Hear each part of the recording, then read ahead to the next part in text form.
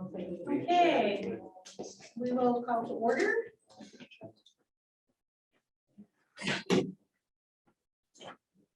Oh, yeah. All right, do I have a motion on the minutes from our last meeting? Move to approve.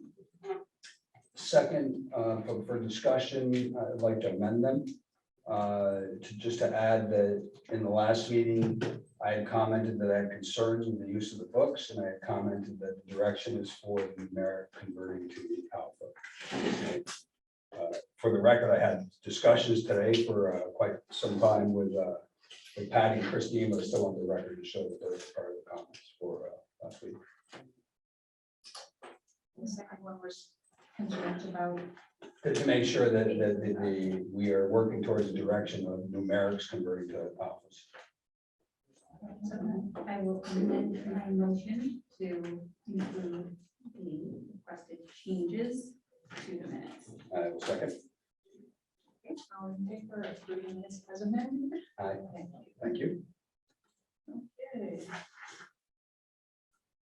Our first agenda item is a math programming update. Sure. So we now have been in school for probably 8 weeks. The K-6 math program is up and running. Envision books are out. Teachers are using them. Homework is going home in copies. Donna's been working diligently with Dan McClellan to set up all of the online interface components that we had some initial hiccups with, only because the company had us listed as Sanborn Regional School District and also as SAU 17 and couldn't figure out that we were the same thing, and trying to merge those. There was a lot of work with that going on. So the online pieces are coming together. That's taking a little bit more time. What we're discovering as the teachers are going through the lessons is that where the students left off with everyday math and where Envision is starting them. So where they got, let's say, to the end of 3rd grade in everyday math to start 4th grade in Envision, there's more of a ramp up that has to happen to get the kids to where they can actually work with Envision comfortably. So this was part of what Maura Bashaw asked about when we were presenting to adopt the program. The implementation dip, it's just taking us a longer time to ramp up and get the kids the skills so that the teachers are ready to use it with the kids the way it's supposed to be done. And we want it to be successful. We want the kids to feel that they're actually learning things. So we're spending some time building that backfill to get them to a point where they're ready to use the program as intended. Donna, did I miss anything? Okay. You hit it off. Okay, so that's where we are with K through 6. I met with 7th and 8th grade math teachers. We started the program selection process for a review for 7th and 8th grade math. I also met with the math team at the high school. Same thing is in place and happening, and Steve has been instrumental in working with the teachers in getting them to start looking at data in ed reports, reaching out to various companies and getting samples for the teachers to start evaluating. And we're hoping to pilot some programs 7 through 12 in January, right around the end of the first semester, so that we don't break momentum. By the time we get the materials in, review them, and make selections on what it is we actually would like to try. Very similar process to what we did with K-6. So we're mirroring the same thing. And that's the whole math ball of wax. Did you say you were targeting the pilot for January? Targeting to start in January, yeah. Okay. Thank you. I'd just like to make a comment that, to me, I'm not surprised that there's a ramp going from everyday math to Envision, and the fact that there is one, I actually think is good in the sense that it means that the program that we've embarked upon is better than the program that we're departing from. And now the question is, how do we get our kids up to where they need to be? And they've got a double hurdle in my mind. It's not just the hurdle of getting out of everyday math prison and being able to get into a new program, but they're doing it in the midst of a pandemic where arguably they've lost a better part of a year of learning because of all the remoteness and other craziness. Now, some would say, well, no, they haven't really lose that, but the continuity didn't exist of in-presence learning for everybody during that time frame. So that's going to factor into this too. But I think it's it's a good signal in the sense that it, in my mind, it reinforces that the decision was the proper decision. Any other questions, comments? Okay, thank you. All right. No one thing. I'm very happy for this big homework. Yep, Just yep, no, Well, it's funny, I will say, it's interesting to go classroom to classroom, so if I'm doing walkthroughs down the math wing, they all have the math books out, they're all taking notes in it. Kind of neat to see. Yeah. And what's interesting is, not that we would expect them to be lockstep, but it's nice when I go down the hall and it's math two, math two, math two, I'll literally walk into the first classroom. I see the first part of the activity that they're working on. I go into the next classroom. Guess what? It's the same activity, but now I'm seeing the next 15 minutes of it in a different class. So it is kind of neat to see the teachers are they're unpacking all the resources. It's a lot. So you do need to recognize as a teacher, you get all of these resources. If you can implement a portion of it with fidelity in that first year, you're doing really good, right? You got to take stock of what's there and pick apart the things that are going to be the most helpful, and that time to talk as a team is super incredibly helpful for them to kind of dissect that and see what's working and what isn't and what they need more of. Great to hear.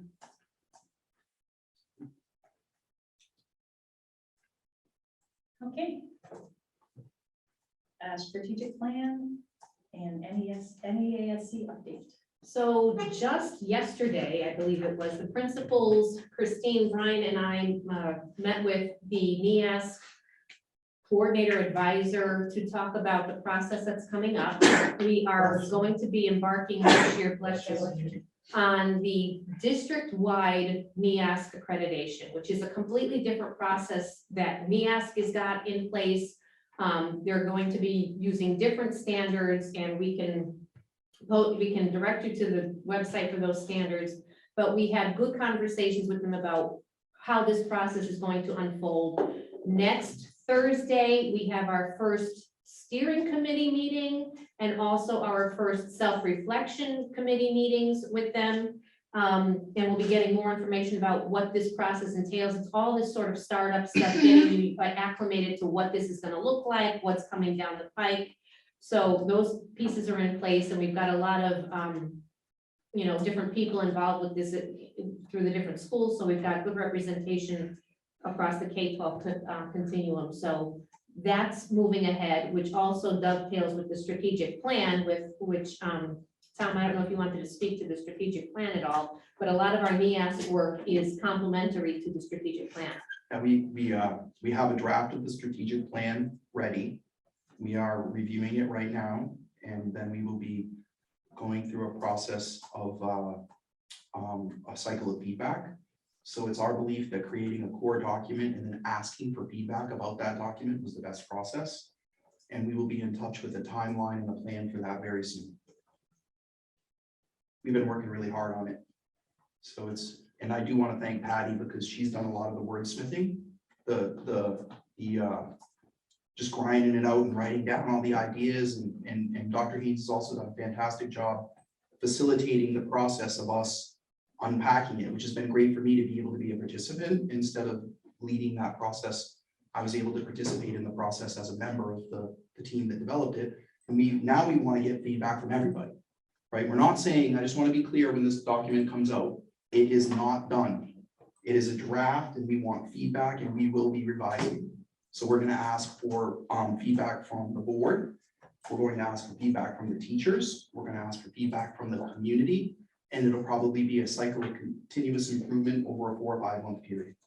There'll be public hearings and forums and conversations at board meetings where community members can come and talk about what they want or what they like or don't like. We aren't taking anything personally. We just wanted to give you a place to start to move forward. Anyone on the team want to add anything? Did I get the? No, I think you. It's well balanced too. I'm really I think it's excited about the well fact that balanced, it yeah. looks at all the different aspects, from the capital improvement plan that's been in the facilities committee is one component, technology plan, teaching and learning plan, social and emotional needs. The whole kit and caboodle is roughed out, but we can't wait to hear from everyone else, because I'm sure it's not possible to catch everything. So we'll look forward to feedback from everyone.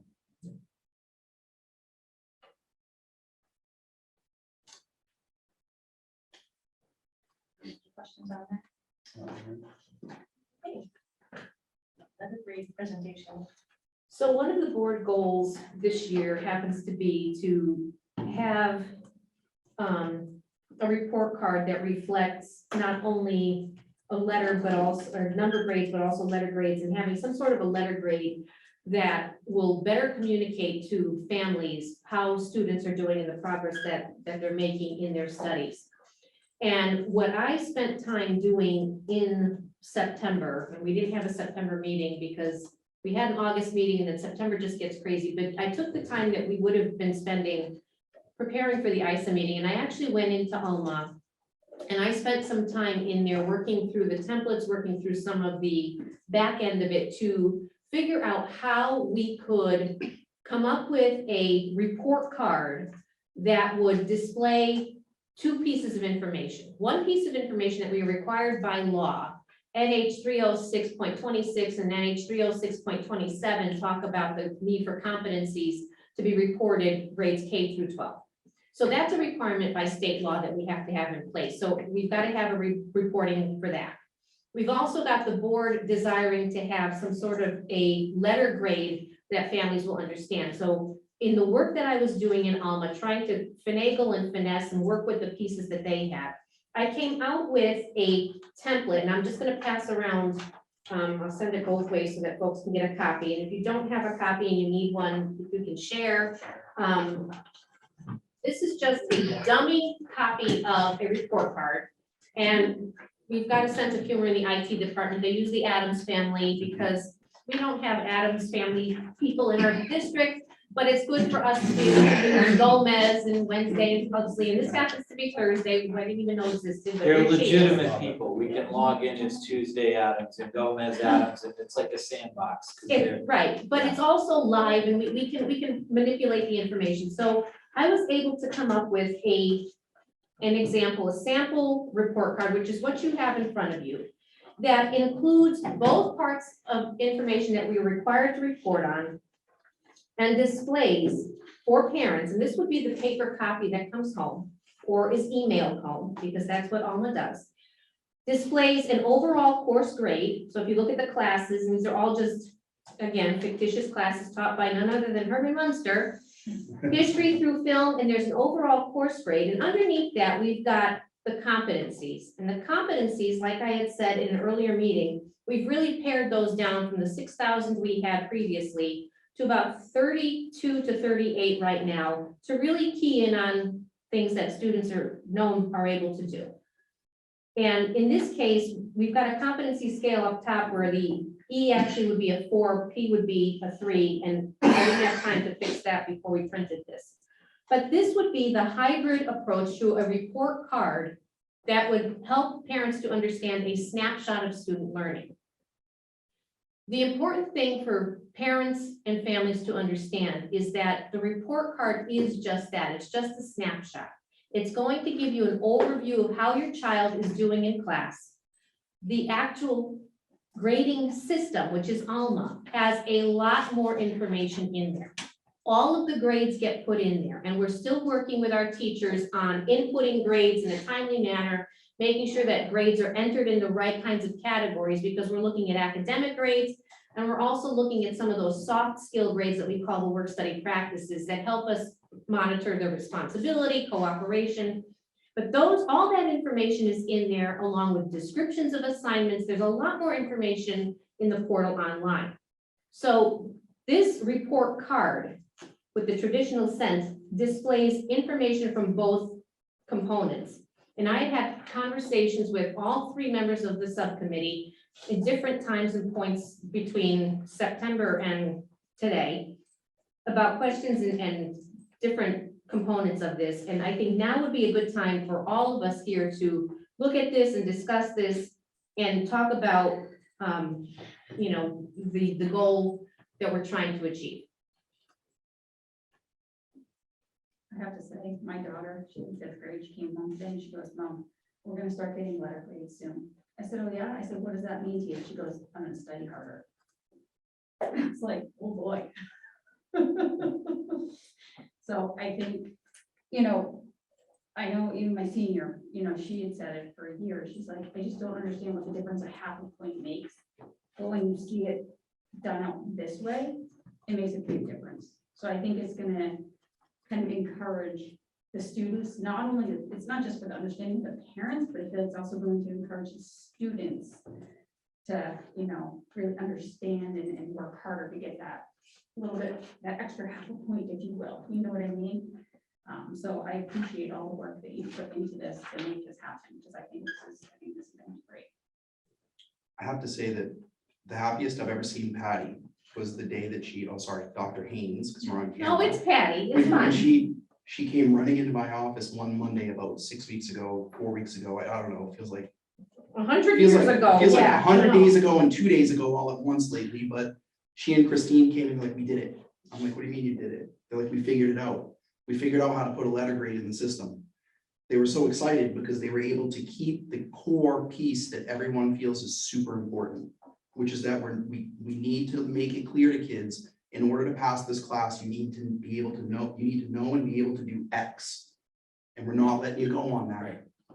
And we can give you a score on a 4.0 scale and give you a letter grade too. People were psyched. So I feel like this is a huge, there's a lot of stress and hard things that go on around here, but we need to just take a minute and be like, yes, this is just right. It's that balance between not being back in 1985, which is I teach it, you get it or you don't. We don't want that. But we want to be able to understand what it is that is going on, right? I understand that it's a C, right? My mom understands that it's a C. I understand that. But I also know that I could get a B and not pass because I didn't learn the competency, right? And that's the part that I love. Because the idea of just sitting and getting it or not is done. We can't do that. We can't fail our kids that way. So now the hard work comes of, what does this look like in practice in the future? So Brian's already working at the high school on saying to the students, when you're done a 6 to 8 week unit, that's when you do your competency recovery.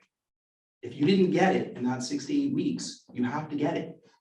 You can't just go on till the end of the year and then turn in a whole pile of work and get your whatever it is that you passed. Like, that doesn't work. We got to do it now while it's relevant, because theoretically the other work in the year should build from that work. So how can you wait to the end of the year? I just don't, and it's a work in progress. It's not perfect. It's not, but we're making huge strides. And I've had feedback from staff when I see them in the halls, because I go to the buildings every week, walk through and talk to people.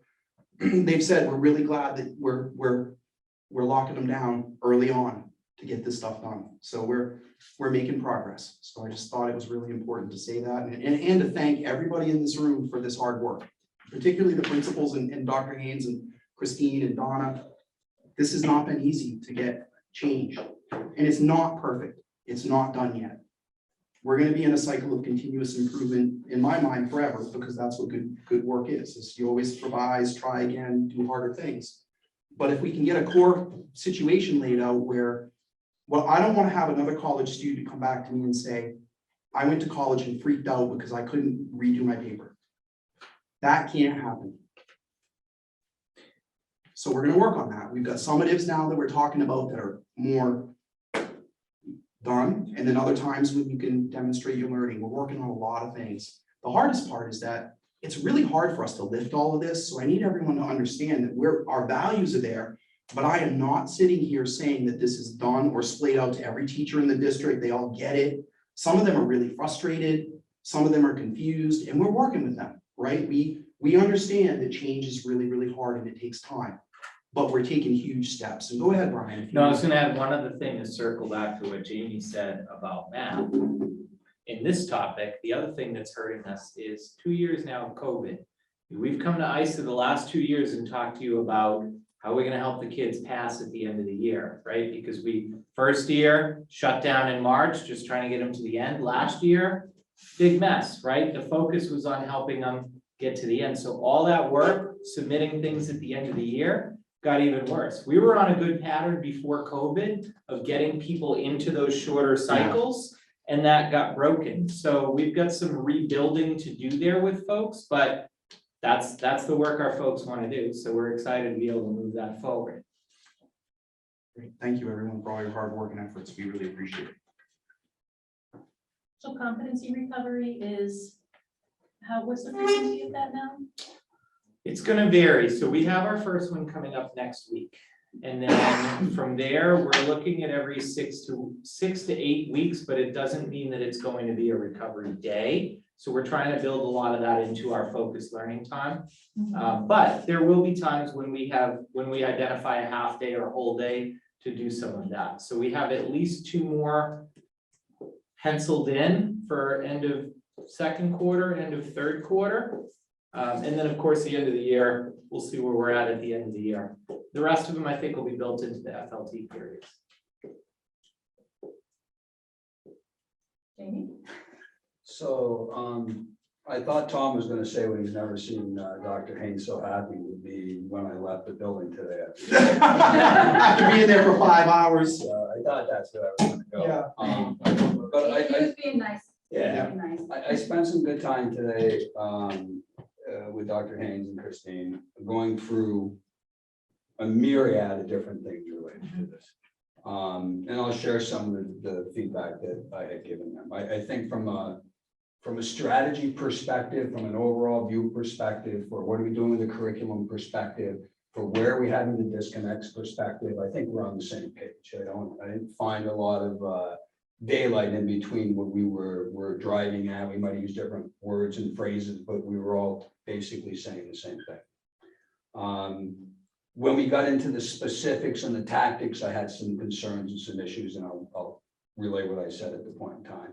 So there is this RSA 306 is a nut job kind of a law. It's got all kinds of things that are loaded into it that have to be done per the legals. But it does say you have to have competencies, but it doesn't say you must call them exemplary, proficient, basic, proficient, limited. It's got nothing to do with that. It just says you have to be basing it on competencies.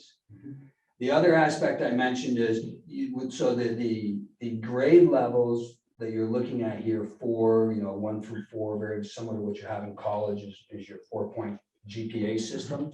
But when you're grading a test, and the example I used today was a math test, and I've got 20 calculation problems and 10 word problems and 10 graphic problems. So I got 40 problems and I'm going to do them. In order for me to understand from a teacher's perspective where they are, I got to do the math and say, okay, you got 2 wrong, that's 5, you got a 95. A 95 translates into a 4.0, 4.8 in this instance is saying that translates into an A. But in order to do it, you don't as a teacher look at that and say, okay, well, this is a 4. Well, how do you know it's a 4? How did you get to a 4?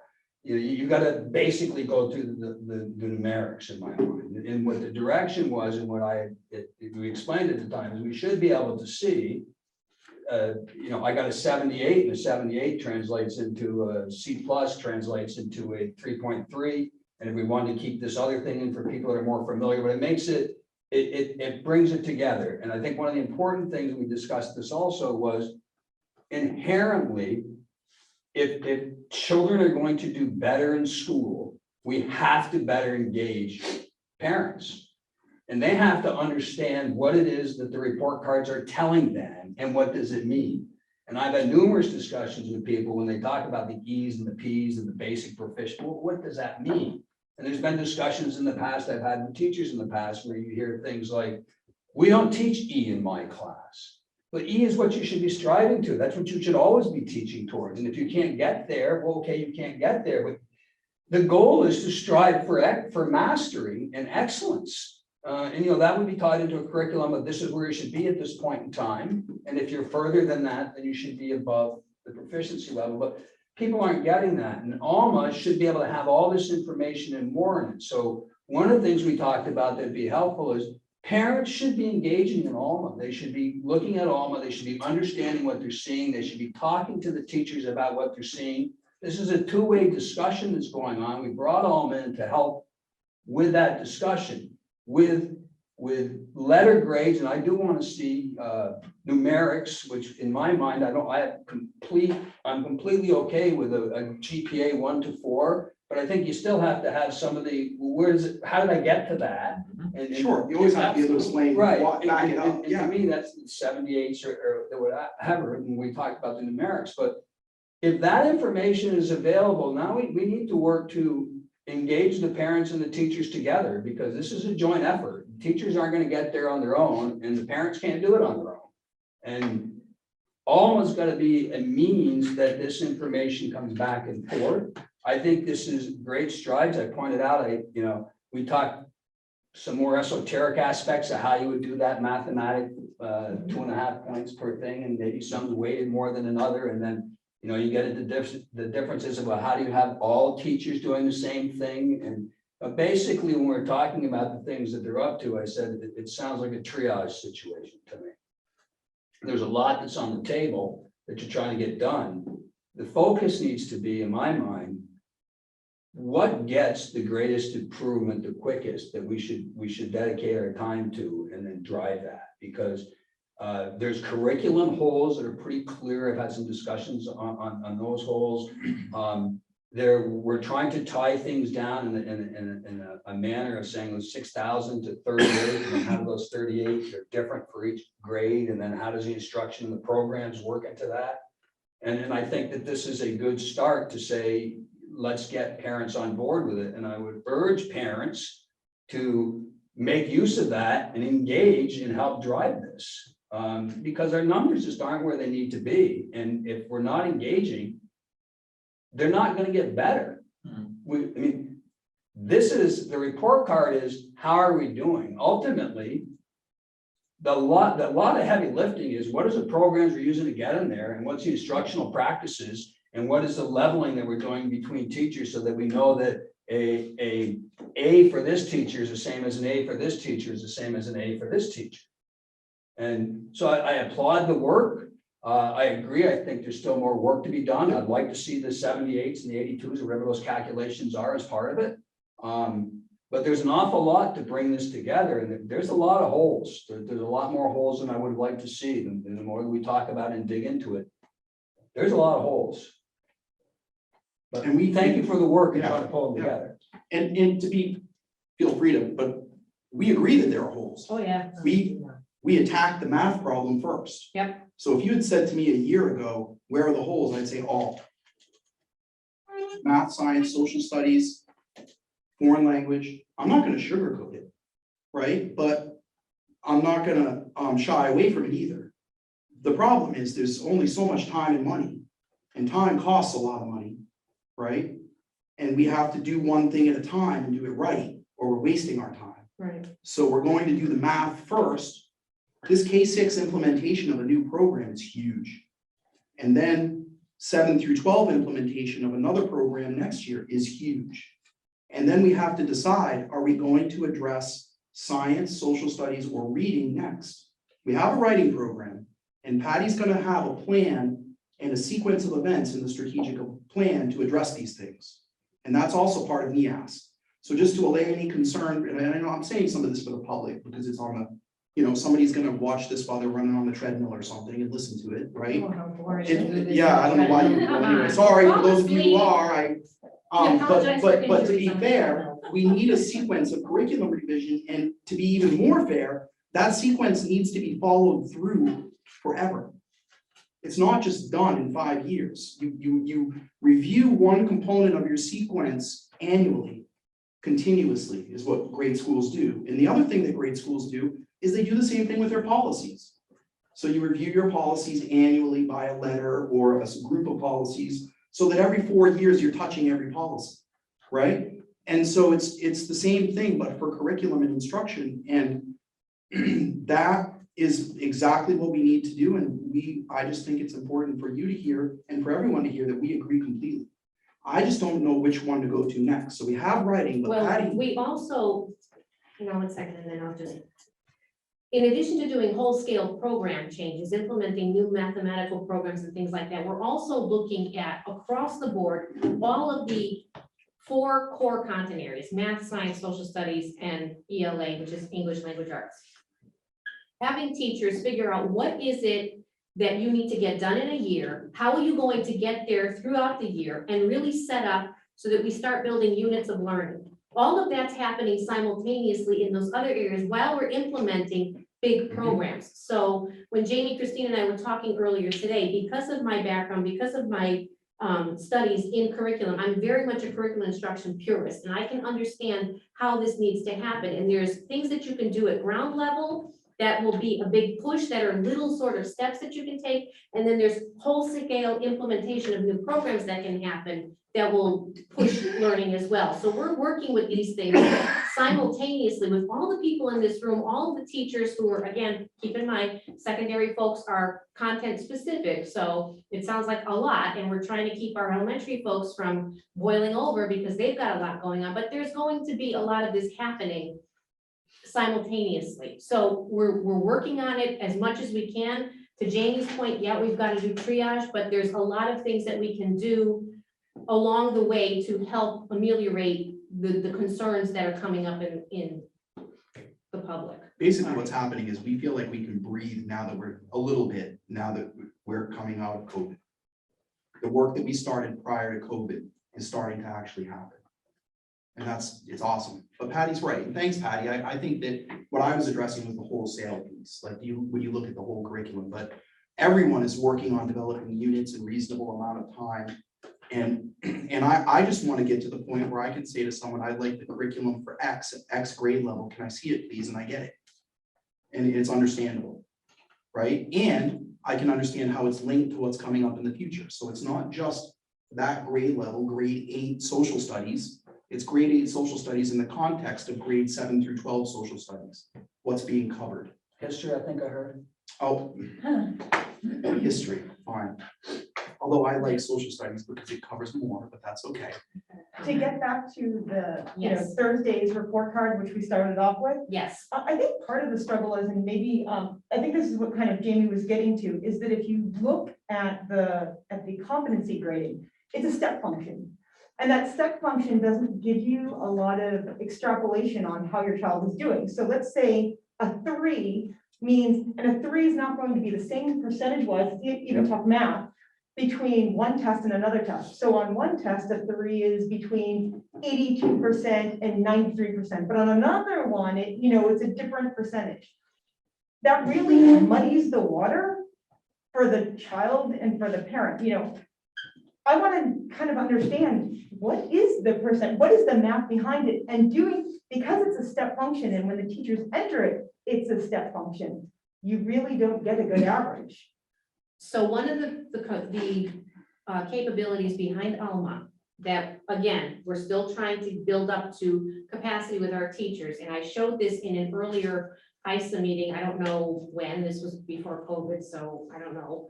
But there's a way for teachers to upload assignments into there so that parents can see what it is, so that the 3 on a 10-question test in math is going to be different than a 3 in an essay. You're going to be grading different things. And, a 10-question math test, the next time might only be 5 questions. And so you're going to have the test there or just a blank assignment. There will also be a rubric. Now, rubrics get developed based on what's expected. You think about college essays that get scored. You get scored on a rubric when you apply to college. Colleges are looking for certain things.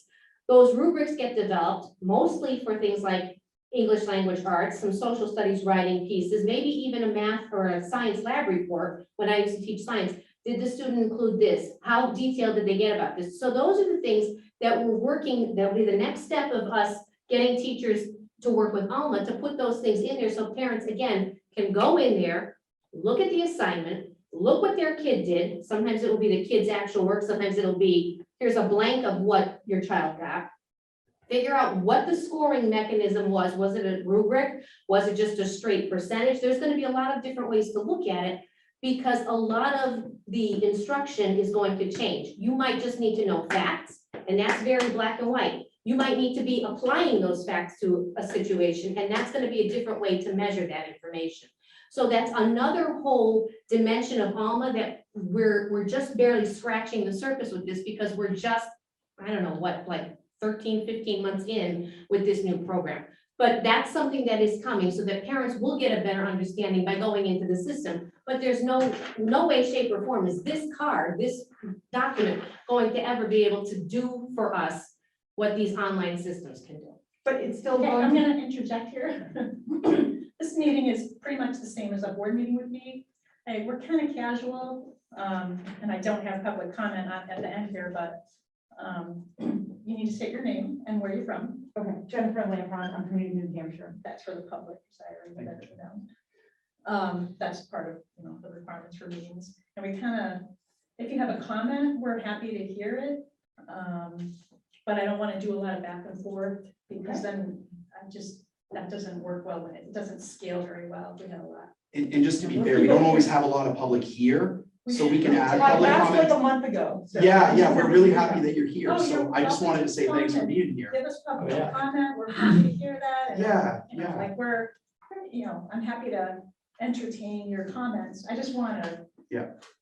I just want to make sure we're kind of like have a process, Mhm. a regular process that we would normally follow. So go ahead.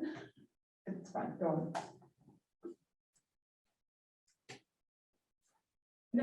Can I add a comment to what Patty said and Jen, what you had said too? In a way, it is a step function that we're looking at. That's the thing. It's not a percentage, and that's what people need to understand. So at the board meeting, those who remember the parking example that I did, here's the key to being a successful parker. It's not that you went out into the parking lot 100 times and parked the car, and 90 out of 100 times you got it between the spots. That would be 90%. That's not how we're grading. We're grading that at one point you're at a level 2, you can get it in the spot, but it's crooked or sticking out or whatever. At some point, you're able to perform at a higher level and get it in between the spots where it needs to be, right? At some point, you're performing at that next level up where you can park any car, any place, anytime. That is a stepwise function. But I think the missing piece that I've been hearing and seeing, and COVID didn't help, is the amount of data that's going into the system. Nobody's gonna argue with a stepwise function if you've got a lot of data that shows that's the pattern. Where it's tricky and where I can see the struggle is when you don't have a lot of data, it's hard to buy into the value of that stepwise function, right? So that's the thing that we're trying to work with our staff, and it's particularly an issue at the high school because they wait to put in data because they think it has to be this big event. Yeah. I've taught the child how to park the car, and now here's their assessment on parking the car. How about an assessment on just getting into the parking lot and picking out which spot you should be going to? That's a smaller subset skill that we should be collecting data on and putting into the system and thinking of that as a product grade, and we haven't been doing that. Right. That was the whole reason to switch to using something like a product, because it's easier for folks. Summative, they think that's the final, the end result, whereas a product can be the little bits of information along the way that are part of that bigger picture. We're trying to flip the script for our teachers and kind of retrain them post-COVID to be thinking that way. And I think that'll help.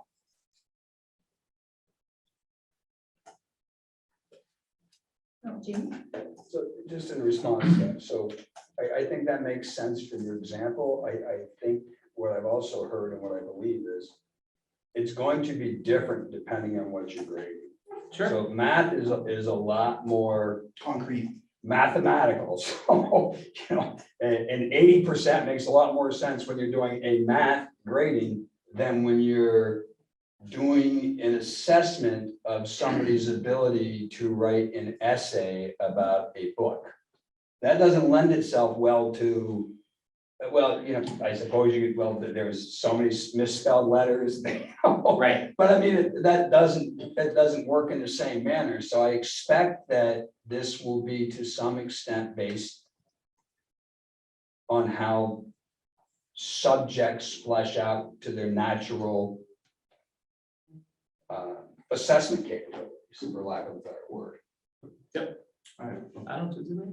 How are we doing on time? I don't want to, We have about 15 minutes left. and And agenda I know wise, We have one more agenda item. So okay, can I just have a couple minutes? I just don't want to, I can talk about this for hours because it's so fascinating. And I think that what Jamie's really talking about is the difference between quantitative and qualitative. Hmm. And quantitative is actually available in reading and writing, right? So quantitative for reading and writing is how many sight words do you know? How many letters can you write? What is your what is your skill? Cursive would have been a quantitative thing. Can you make the letters? The qualitative part is more about content and self-expression and the humanity of some things. And I think that what we're trying to do is to strive to balance those two things, to say, there are times when we need to say to people, you don't know your 25 sight words, you know 20 of them. I don't really care if that's a 90 or an 85, because you have to know all 25. And I'm trying to push us to this other level of thinking where knowing 90% of your sight words is not enough. You have to know all 25. So you can tell mom they got to be on this, but it's more important to tell mom, you better practice these other 5 words, because you're not going to be able to read the books coming up in letter D if you don't know all 25 words. And then reading is going to be frustrating, and then school's going to be frustrating.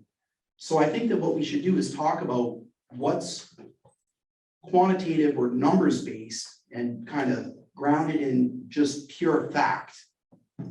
You can do this calculation consistently over and over again. That's easy. And then why did you choose this parking spot over that one? Right. Well, I didn't want the tree to fall on my car. Right. I'm thinking of Michael Trammell right That's now, true. because the tree fell on his car, literally out here. But seriously, like you think about, why do you park where you park? And what is that about? I'm not trying to get into the gray here, but I'm trying to say, like, there are parts, I just think it's so important to acknowledge that there are parts that are, quote, black and white. And then there are parts that are not. And what are we going to do about that? And that's what I'm talking about when I'm saying that there's more work to be done. Right? How do we figure that out? Right? Because for me, if a kid gets a 90 on a math test, but they did the 10 that they got wrong are the same skill, that's an F. You have to get that.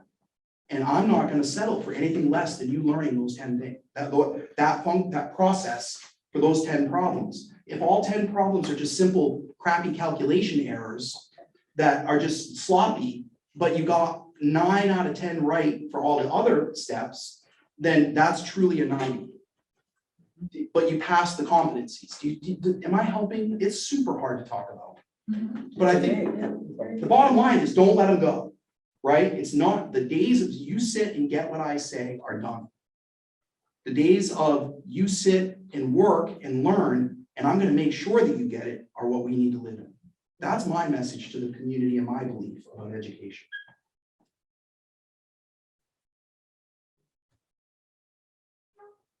Anything else? Okay. Just a quick comment. So in my mind, to use your examples, I need to learn all those sight words and I'm missing 5 sight words out of 25. Okay, then okay, I got an 80. That tells me as a parent, I didn't get where I need to be. And that gets back to the discussion of knowing all 25 is the E. We do teach E's in this class. We do teach mastery, and we do teach that you have to achieve the highest level. And if you're not there, we need a mechanism to say to a parent, they're not where they're supposed to be. And Jamie, I think that's why I was bringing it up, because I wanted to bring up for the video and for everyone in the room, I know you, we have talked a lot, right? I know that you want the kids to learn and be able to do the things, and what you want is for the parent to understand. Yeah. We all want the same thing. The question is, how do we get it there? And we'll figure it out together, Yep. right?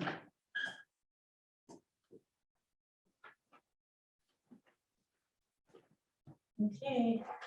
So moving on. Next agenda item, high school schedule and ELA time. So Brian's got a copy of the high school schedule coming around. I'm also going to send around the guidelines for instruction time allocation for the elementary and middle school guidelines that are followed when setting up instructional time. Right, this is pretty fancy. Do you want us to start? And kick it off? Okay, so we'll try to be brief, but we left you a good handout that you can dive into a little bit later. So I'm gonna have Steve. I'm gonna have Steve touch base on the ELA math instructional time, which is the first page. I'm gonna have Heidi talk a little bit about what we're doing with program of studies. on the second page right now, and then I'll talk to you a little bit about what we're doing with schedule. Cool. So as many people in this room know, or were a part of actually, we had a committee led by Matt last year to look at our graduation requirements. Also coupled with the need to raise our math and ELA scores. So we wanted to get them more time in front of the teachers. So Brian created a pretty accessible chart displaying what we've typically had in the past in terms of math and ELA, our electives, and where other time goes. Our current year, we have more, well, let me start by saying we're transitioning to a 6-period schedule that will increase math and English, where they'll be seen pretty much every day. It won't be as robust as this year time-wise, because they're not having that additional math class. But the fact that they're having math every day next year is going to be really helpful. This year's extra math comes from science and from wellness, depending on what grade you're in. Next year, those classes will actually get back that time. And the extended time that we have now, the ELA teachers and the math teachers are using that not as an extension of what they're doing in class. It's not extra time. We're calling them labs, which allows them to meet with teachers and work on skills that they weren't able to get to in a normal year. So if they had more of that time available to them, we asked them, what are the things that you would want to be teaching? So they're kind of excited about that because they feel like they never have enough time, right? As Tom always says, we just never have enough time. So next year, as you can see in our new 6-period block, we'll be able to have the math and English available, as well as 2 electives, 3 electives, sorry, and the wellness will be restored as well. Questions on this so far? Did I miss anything you guys think are? I described it to the kids like buying a pizza at Osio's. Get an 8-slice pizza, you're still gonna get the same pizza, but it's 6 slices instead of 8, right? Every slice is a little bigger. You're going a little deeper in math and English class. We're gonna leave room for electives because you're gonna cut a slice in half. I love that, because if I eat 4 slices of the 6-slice pizza, I get more pizza, but I can tell my wife I ate 4 slices. There you go. That's exactly, I did a video for the kids in modern media to describe this to them, and that was Your what we did. cardiologist still knows you ate 2/3 of a pizza though, so. But some of that, so a lot of this new schedule has been the focus of what we're doing with our program studies that Heidi will explain, but that's sort of just been really the driving lens. Great. So program of studies, during on the 8th, we had teachers really go into their elective classes, kind of in anticipation of we need to make sure that what we're offering is what the kids are really interested in taking. And we've been really excited with what the teachers have come back to us with saying it. I think it really pushed people to think about their craft and think about what could get kids excited about learning. And so they're putting out some new options for kids that we've never had before. So things like botany and zoology and so just really kind of rethinking their content area and what might get kids excited about taking classes in that content area. So teachers have done that. We've put it into a survey, and next week students will be able to take that survey. It's a Google survey, so they'll be able to do it at home with, if you ask your child, hey, bring up that survey that Mr. Stack sent, and you can kind of look at what teachers are putting out there as well. And kids will be able to tell us what are they interested in. Because oftentimes what we find is they choose classes, and then we might have, a handful of kids choose a class that they're interested in, but not a lot of kids choose it because they're just not interested in those things anymore. So now we're going to survey them. We're going to ask them really what they're interested in taking. So that way those will be the things that we're offering to them when we do the course Eighth registration. graders as well. We're going to have 8th graders from Sanborn and Ellis participate in that as Awesome. well. Thank you for including Ellis. And you'll be able to, if you want to preview the survey, it'll be in the Points of Pride this Sunday. There'll be a link and you can look at it too. There's some cool classes there.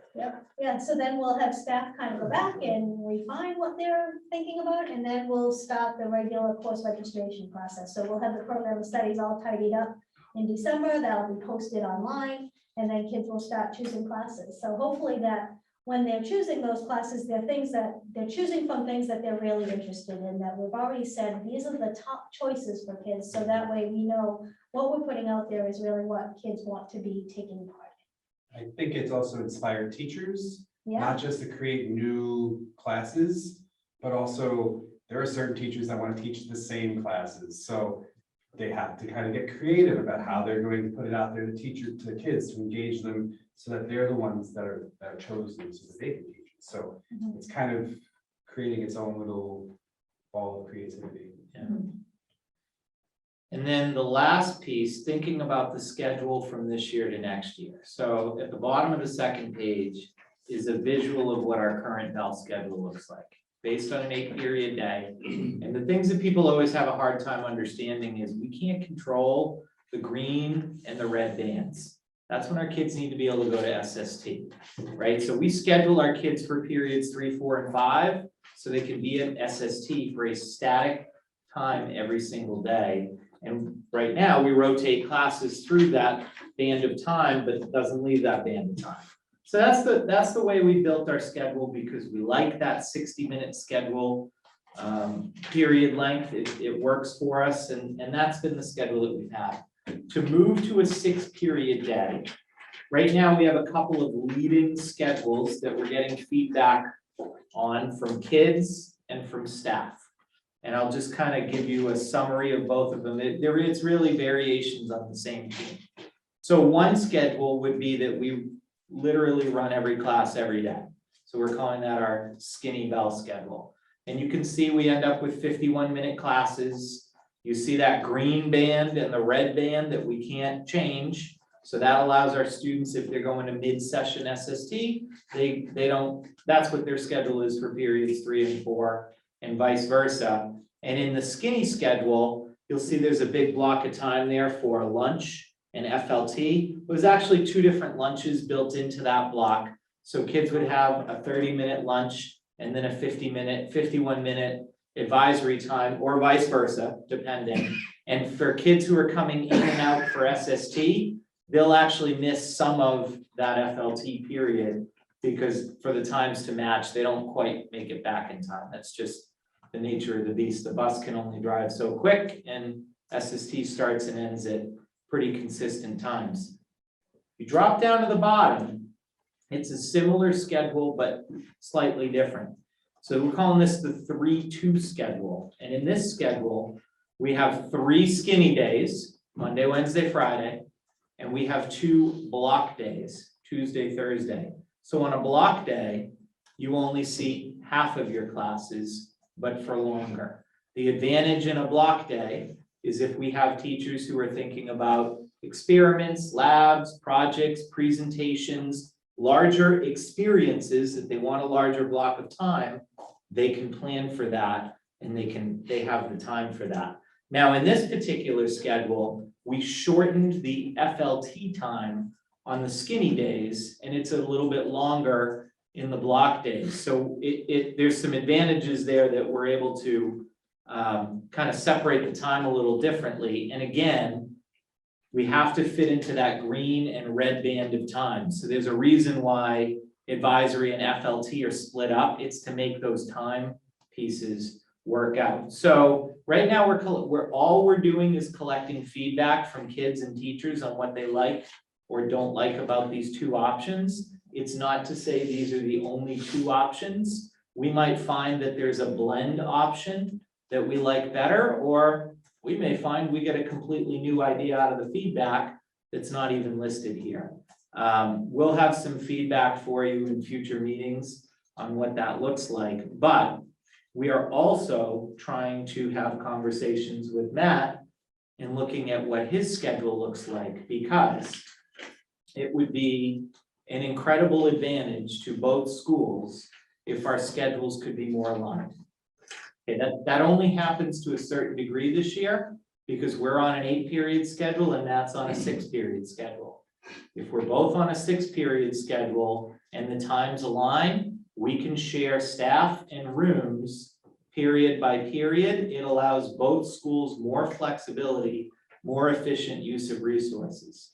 But there is some pros and cons to that, and there are nuances that we have to look at so that we can make sure that things that are important at math school can still be done with fidelity. If they want to be able to have so much instructional time for math, let's say, and it's not 50 minutes, then can he make adjustments to be able to do that? We think there are ways that we can do that. So those are some of the pieces that we're working through right now. But I just wanted you to have a sense of kind of what we're looking at as we attempt to put the theory and the idea that folks came up with last year into practice. Because remember, time is an incredibly important commodity. Probably our most important resource in the school is how we budget our time. And we want to make sure that we have a schedule that helps us achieve our goals and doesn't hinder us from doing that. You're gonna be with the band and choir. Yes, oh, thank you. That was the other thing I wanted to ask. So Beat me to it, Tammy. So will never here's, let you so forget this has about been, this. I gotta be honest with you, as a band guy, when I heard 6-period day coming from the committee, the first thing I thought about was this is gonna hurt the band. And the reason why I say that is not because we're not gonna find a way to schedule band. It's because if kids only have 6 choices, Right. how are we gonna get them to wanna make band a choice every year for 4 years, which is what I wanna see. This is what we're gonna try to do with band next year. We're gonna try to schedule band during advisory as an advisory slash, it's gonna be an FLT choice as far as when they have their full band practice. So this is why I've gotta make sure that the FLT period is long enough to make it a viable band period. So if we end up with the skinny schedule, 51 minutes, okay. If we go to the 3-2 schedule, band will probably happen on one of those days when there's a 60-minute period. So what does that mean? Doesn't mean we're not going to offer band periods. We will still offer band periods. There might be a couple different ones to try to get kids who can be scheduled into band. They're not all going to be in the same period because they're going to have their full band rehearsals using the FLT advisory time, however often it's going to be. So let's say that it's going to be on Thursdays, and I'm making that up. Thursday's band day, and then, so the band is an advisory every day, which means naturally, inherently, they're becoming more of a community and having that time together. And they may practice more often than that, but they have to recognize FLT is critical for our intervention and enrichment. Intervention especially is gonna have to take priority over band. So we might say Thursday is a full band practice, and the band teacher might say, great, I'm gonna try to run other band practices the other days of the week, but I know I'll have to give kids up for intervention if that's what the need is. So that, I think, having talked with a lot of schools that have 6-period schedules, that seems to be what works best. And it actually allows band to operate, and I say band and chorus, so I shouldn't be, I'm saying band, but really it's band and chorus. That allows them to operate independent of the schedule in a lot of ways. So the only thing that'll be tricky though, and this has always been the case, is that going to SST may hinder your ability to do band. And that's not a new problem. That's been a problem forever. And we generally have 2 or 3 kids a year that's an issue for, and we work with them. And a lot of time, those kids are still part of the band. They practice on their own, they do the smart music, and they do a couple of band practices. So we'll try to accommodate everybody to do band. I'd love to see the band double in size, seriously. So thank you for asking, because I meant to say that. Like I said, I will not let you forget that one. Thank you. No. I have a question. If you have the FLT time, does that mean that the other 6 periods are definitely scheduled in the sense that you can't take a study hall for one of the 6? Because I don't want kids to be able to do that. So in other words, if you have that much FLT time, 40 minutes, I'm looking at the 3-2 bell schedule. If there's 60 minutes of FLT on a Tuesday, I don't want them to also have a study hall on Tuesday. So we've never had a plan. There's never been a plan where kids take study hall Say it here. for the camera. No, I know. Yeah, And yeah. so, yes, so no, the answer is no. So Okay. the only time study hall comes into play, if you are a student with an IEP or a 504 plan, you may have what's called a pass class scheduled, which is different, but we do not offer study halls here, and we don't plan to get into that business. Thank you. Jamie? So a couple of follow-ups. So one of the concerns on the committee that Stephen referenced earlier was also foreign language and the ability to do a lot of these. You mentioned, well, band is kind of like FLT. I've had numerous people ask about that. I mean, I think that one of the commitments that was made was we have to be able to find a way to work with individual people to make things work for them in their high school experience and get things done. And so, I mean, to me, there's a number of options, and I'll just reiterate some that have been talked about is there are things that you can do with ELOs, like for phys ed, for example, that meets all the competencies. I'm on sports, I'm on gymnastics, I'm taking karate, I'm in dance, that more than meets what our competencies are, that you could get the credits from an ELO perspective and something like that.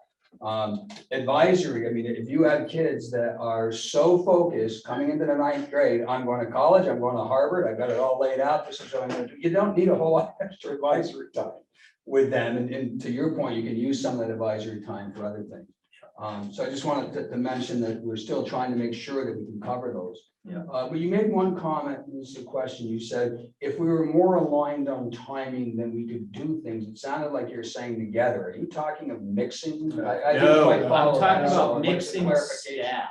So right now, if I have, right now, Matt's building and our building, the schedules align at 12 o'clock.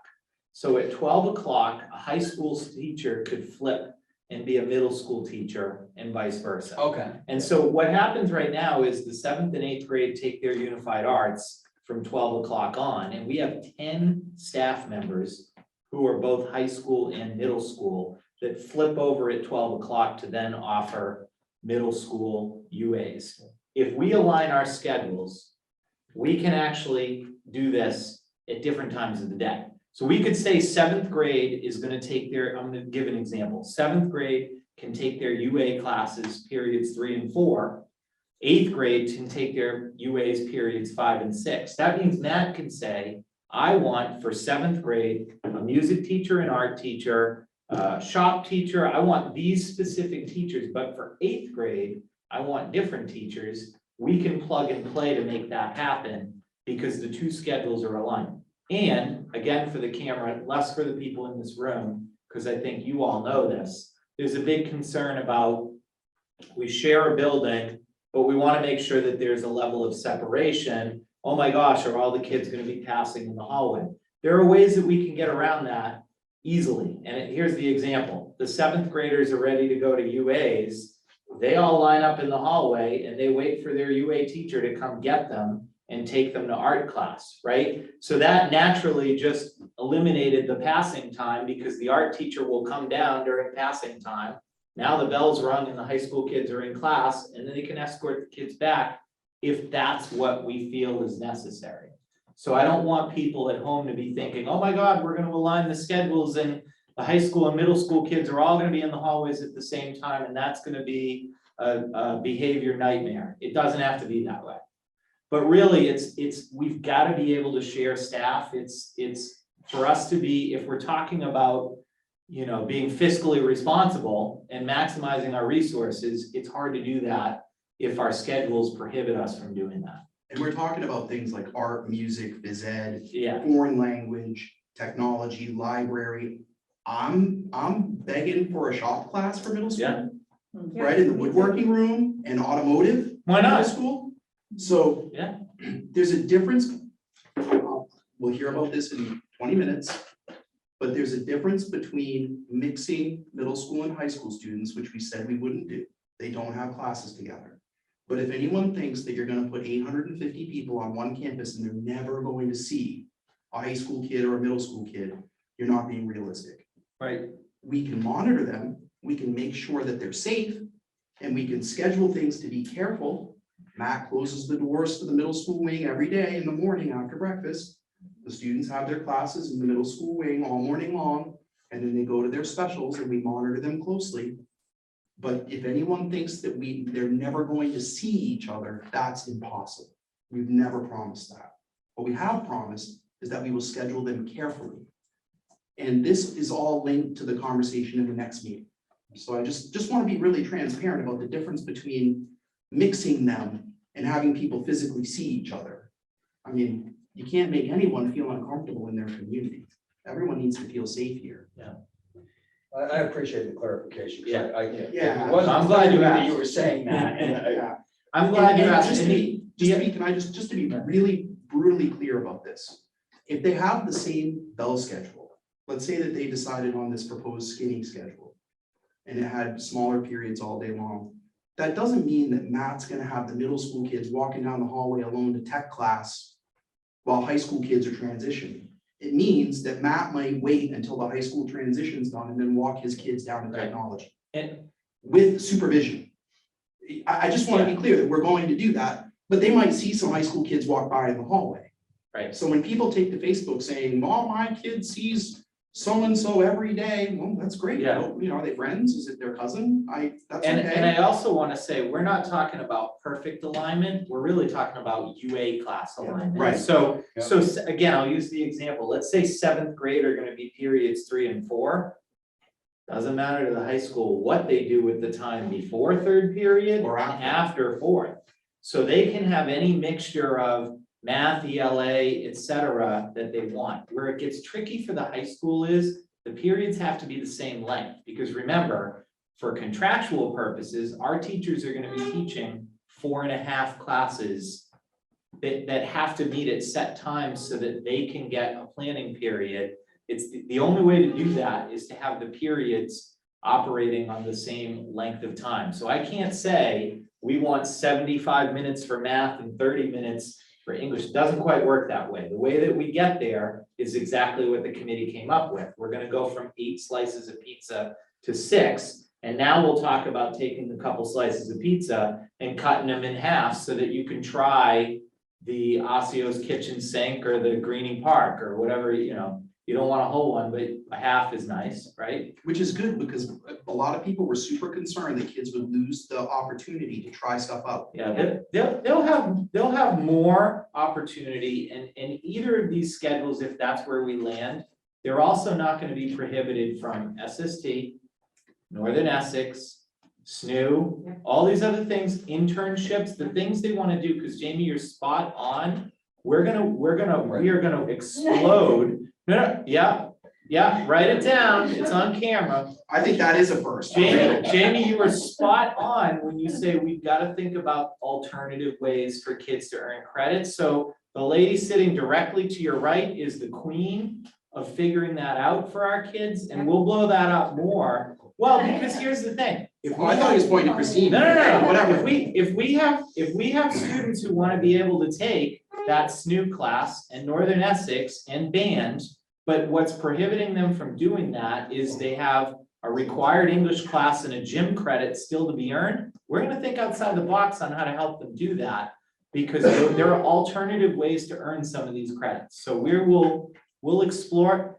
Having said that, doesn't mean we can find a perfect solution that works for everybody, and at some point, yeah, you might be making a choice. So we have to have a bathroom break before the Yeah. meeting. And I just have one question. When will we have a final decision on, or when are you gonna bring the schedule that the students and staff feel best about to this group to know what I have a preference already, right? So I'm chomping at the bit to find out what the teachers and kids think about a choice. I definitely think we would have it by December. I'm nervous to say I could have it by November because There's only I 15 want to school make days sure, in yeah, I November. want to make sure that folks have had enough time to weigh in and really, like, the kids are doing surveys now. Yeah. I can tell you with certainty, the kids 2 to 1, like one schedule over the other, but we're not done the survey process yet. And then from there with staff, they gotta think about it. And here's the other thing. The staff could always decide, we like the skinny schedule, but we want to reserve the option to have some block days, but we don't want it as often as Tuesday, Thursday. Maybe we don't want it at all for the month of September because we're teaching the kids facts and figures and we haven't gotten into the deeper level of learning where we need more extended time. Maybe we hold off. All right, don't let the cat out of the bag. Now I'm I'm really just getting saying. excited. I'm just saying, so December, I feel pretty confident that I can have something more solid to you, but yeah, Be a Christmas present. maybe. Ooh, well, now I'm liking the idea of having two, and you can say this week we're running the 3-2, and next week we're running the skinny, because it's a 4-day week. But for that to happen, Matt and I have to. be All on the right, same all right, page. all right, I need All to right, stop. Yeah, and can I just point out one thing? We keep talking about advisory and doing a lot of things during advisory instead. But one of the things that was discussed a lot in that committee that we had was really turning advisory into something where we really take and give our kids life skills. Mhm. So I think we need to really remember that when we're talking about taking away advisory or turning it into something else. It's really important that, and our kids are asking for those life skills. Right. So we need to remember those have to be able to be in there somehow. Yep. So I just don't want people to forget about that. And I Thank think you, you also Dawn. have Good to point. remember that that's where that social emotional stuff is Exactly. delivered, and our kids are Exactly. hurting right now, and we need to make sure that we're delivering those Yes, skills and supports. so that they can absolutely. have them. It's really important. There's always Saturdays. Yeah. You show up on Saturdays. I'm None sure of the us will. students would sign up for that. Jamie, we can just have school until 7 on Friday. Jamie, Oh my gosh. I actually You was, stop I watching. actually You're wanted done. to pitch that we consider having a period 7 that runs from 2:20 to 3:30 or something for kids that want to take an after-school class. I'm not kidding you. Yeah, you would get people to sign up. If I think you had would. classes, I agree with that. I think So you then you'll would. pay for it, is what you're saying. Before we adjourn, I would certainly give Everybody. it good Okay. consideration. Do you want to leave some time for public comment, if you wanted to make some public comment? I didn't mean to cut you, I apologize if it seemed like I was cutting you off earlier, but you're welcome to take your 3 minutes and say whatever you want pertaining to the agenda. Yep, I'm good.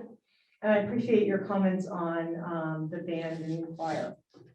It's It was incredible. really a concern to me because, I mean, kids have to take at least 3 years of foreign language to get into college. Right, They- right. And do. the numbers just didn't work out. Right. You couldn't make it happen before. All of my kids are band and chorus kids, so it's always at the front of my mind not to forget that. And you may not know, but I am too. Yeah. My undergrad degree was in music, so I'm very, very. We'll figure it out. And with the Yeah. foreign language component too, actually. That's Yeah, really important. super Yeah. important. I was also a band kid. I had no musical talent, but I was a band. I was in it for the community. There, Those are my people. No, really, So they're always on my mind as well. okay. Next agenda, next meeting, November 18th. That's a Thursday, just to note, because we're having our joint meeting with the budget committee, so we'll meet before that meeting, so a Thursday, 4 weeks from now. Thank you for the reminder. bring your stuffing recipes. Before Thanksgiving. We Swap asked for recipes, some don't we? information on how intervention is being. Yep, we will get a little bit about intervention next time. Probably, I'm sure there's other things brewing that we aren't even thinking of right now. And, I have questions about, the term, the trends. Oh, yeah. Can we talk about that? Trends. I think that's confusing. Yeah, there's a And I'd like trending to- aspect to grading. Yeah, so- and I'd like to understand it The more. decaying average, yes. Yeah, Yep. yeah. Oh, God. So I I- know, we've got we've something that got- we could we're show you ready, in we're November ready. for that, Okay, actually. good, because I know there's a lot of confusion We over have it. it. I can't even begin to understand what they're trying to ask. Yep, Because I we will don't show have you any clue what examples. they're talking about. Yep. I don't have a high school kid. Yeah, we got you covered on So- that. Yeah. We're doing so much work, we don't even know what we're completing. We're just getting things done and it's like, oh, that's right, that's done. Okay, we did that. So yes, we've been busy. Sounds good. All right, we're adjourned.